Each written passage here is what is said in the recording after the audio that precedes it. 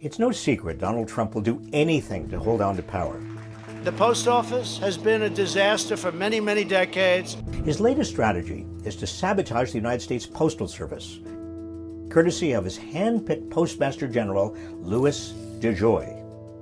Today, I am honored to begin my service as our nation's Postmaster General. A Republican megadonor with no postal experience, DeJoy instituted sweeping measures that have caused massive mail delays across the country.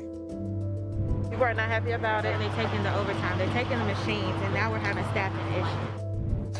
As national outrage reached a fever pitch, DeJoy announced he would delay policy changes that slow down mail delivery until after the election. But the USPS is still very much under attack. DeJoy's statement is nothing more than empty rhetoric. He didn't even list which policies he'd postpone. One of the few policies he did mention was overtime pay, which he said would be paid as needed.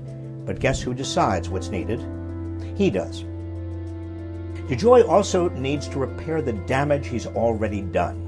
He told House Speaker Nancy Pelosi he has no intention of replacing removed mailboxes and sorting machines, and instructed USPS employees not to reconnect or reinstall the sorting machines. And nothing is forcing DeJoy to follow through even on his weak promises. If the past 3.5 years have shown us anything, it's that we can never count on Trump officials to follow through on their promises. You won't commit to the American people to be transparent? No, ma'am. I do not accept the premise. Trump openly admitted he was sabotaging the post office to stop people from voting. Now, they need that money in order to have the post office work so it can take all of these millions and millions of ballots. If we don't make a deal, that means they don't get the money.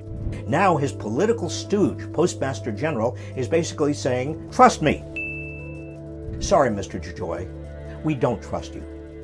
Congress must step in and do 4 things to protect the Postal Service and the integrity of mail-in voting before it's too late. Number 1, provide needed funding for the Postal Service in the next COVID-19 relief bill. Number 2, force DeJoy to repair all the damage he's already caused, returning the Postal Service back to full capacity. Number 3, fully investigate DeJoy's conflicts of interest. DeJoy still has at least a $30 million stake in his former company, XPO Logistics, which directly competes with the Postal Service, putting him in a position of profit directly from any loss of Postal Service customers.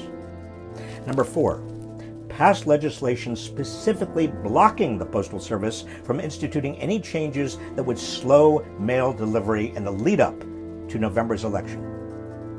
Trump and DeJoy will stop at nothing to sabotage the United States Postal Service and steal the election. And there's no telling the damage Trump will wreak if he is able to swindle a second term. So please, call your members of Congress at 202-224-3121 and demand your representatives take these urgent steps to save the post office and protect the election. The stakes could not be higher.